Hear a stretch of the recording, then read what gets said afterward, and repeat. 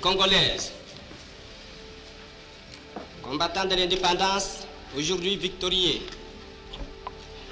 je vous salue au nom du gouvernement congolais.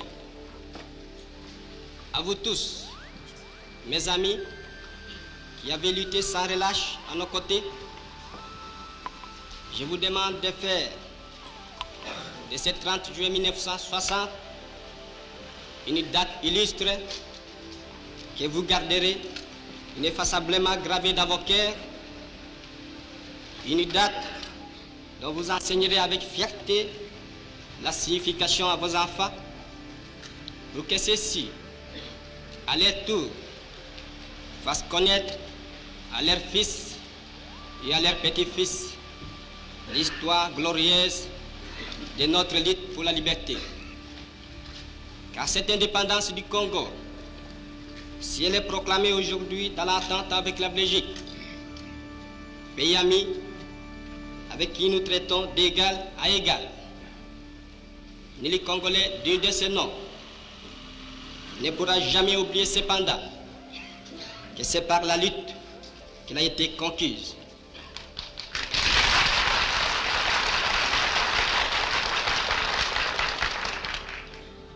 Une lutte de tous les jours, une lutte ardente et idéaliste, une lutte dans laquelle nous n'avons mélangé ni nos forces, ni nos privations, ni nos souffrances, ni notre sang. Cette lutte qui fit de larmes, de feu et de sang, nous en sommes fiers jusqu'au plus profond de nous-mêmes, car ce fut une lutte noble et juste, une lutte indispensable pour mettre fin à l'humiliant esclavage qui nous était imposé par la force. Ce qui fit notre sort à 80 ans du régime colonialiste, nos blessures sont trop fraîches et trop douloureuses encore pour que nous puissions les chasser de notre mémoire. Quand nous avons connu le travail harassant, exigé en échange de salaires qui ne nous permettaient ni de manger à notre faim, ni de nous vêtir ou nous loger décemment, ni d'élever nos enfants comme des êtres chers. Nous avons connu les ironies, les insultes, les coups que nous devions subir matin, midi et soir, parce que nous étions des nègres. Qui oubliera qu'à un noir, on disait tu, non certes comme à un ami, mais parce que les vous honorables étaient réservés aux seuls blancs. Nous avons connu que nos terres furent spoliées au nom des textes prétendument légaux qui ne faisaient que reconnaître les droits du plus fort. Nous avons connu que la loi n'était jamais la même, selon qu'il s'agissait d'un blanc ou d'un noir, accommodante pour les uns, cruelle et inhumaine pour les autres. Nous avons connu les souffrances atroces des relégués pour opinion politique ou croyances religieuses. Exilés dans leur propre patrie, leur sort était vraiment pire que la mort elle-même. Nous avons connu qu'il y avait dans les villes des maisons magnifiques pour les blancs et des paillotes croulantes pour les noirs. Que les noirs n'étaient admis dans les cinémas, ni dans les restaurants, ni dans les magasins européens. Que les noirs voyageaient à même la coque de péniche au pied du blanc dans sa cabine de luxe. Qui oubliera enfin les fusillades où périrent tant de nos frères. Les cachons furent brutalement jetés, ceux qui ne voulaient plus se soumettre au régime d'injustice, d'oppression et d'exploitation.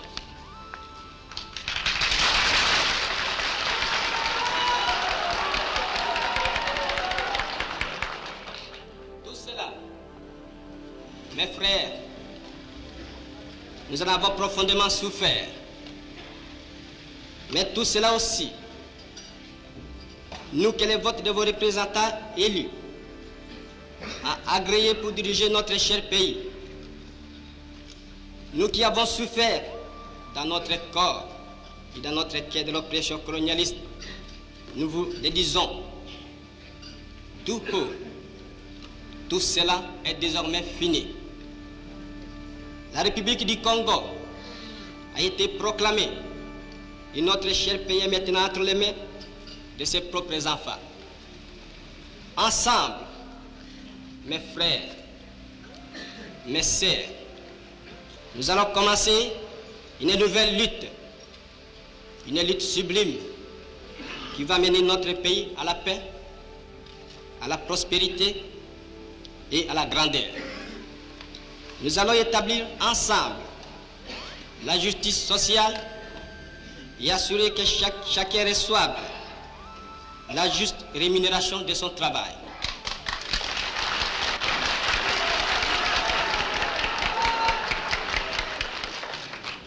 Nous allons montrer au monde ce que peut faire l'homme noir quand il travaille dans la liberté. Et nous allons faire du Congo le centre de rayonnement de l'Afrique tout entière. Nous allons veiller à ce que l'été de notre patrie profite véritablement à ses enfants. Nous allons revoir toutes les lois d'autrefois et en faire de nouvelles qui seront justes et nobles. Nous allons mettre fin à l'oppression de la pensée libre et faire en sorte que tous les citoyens jouissent pleinement des libertés fondamentales prévues dans la Déclaration des droits de l'homme.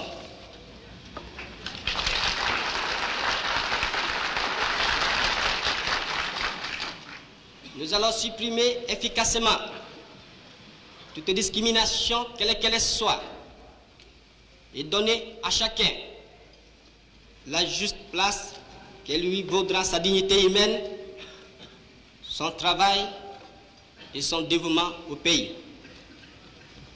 Nous allons faire régner non pas la paix des fusils et des baïonnettes, mais la paix des cœurs et de bonne volonté.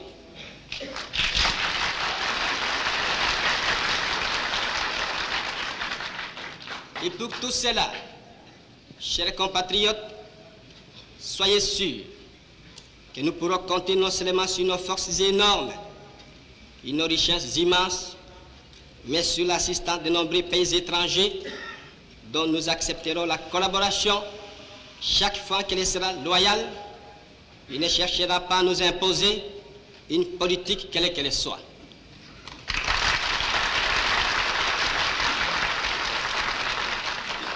Dans ces domaines, la Belgique, qui comprenant en fait l'essence de l'histoire, n'a pas essayé de s'opposer à notre indépendance, est prête à nous accorder son aide et son amitié, et un traité vient d'être signé dans ce sens entre nos deux pays égaux et indépendants. Cette coopération, j'en suis sûr, sera profitable aux deux pays. De notre côté, tout en restant vigilants, nous saurons respecter les engagements librement consentis. Ainsi, tant à l'intérieur qu'à l'extérieur, le Congo nouveau, notre chère République, que mon gouvernement va créer, sera un pays riche, libre et prospère. Mais pour que nous arrivions sans retard à ce but, vous tous, législateurs et citoyens congolais, je vous demande de m'aider de toutes vos forces. Je vous demande à tous d'oublier les querelles tribales qui nous épuisent, qui risquent de nous faire mépriser à l'étranger. Je demande à la minorité parlementaire d'aider mon gouvernement par une opposition constructive et de rester strictement dans les voies légales et démocratiques. Je vous demande à tous de ne reculer devant aucun sacrifice pour assurer la réussite de notre grandiose entreprise. Je vous demande enfin de respecter inconditionnellement la vie et les biens de vos concitoyens et des étrangers établis dans notre pays.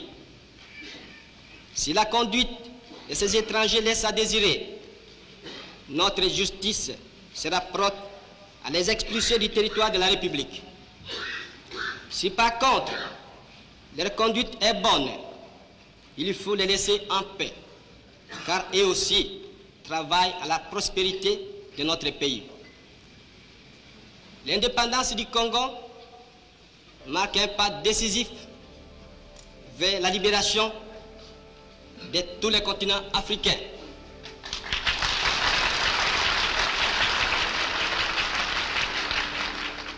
Voilà, si, Excellences, Mesdames, Messieurs, chers compatriotes, mes frères d'Arras, mes frères de lutte, ce que j'ai voulu vous dire au nom du gouvernement en ce jour magnifique de notre indépendance complète et souveraine.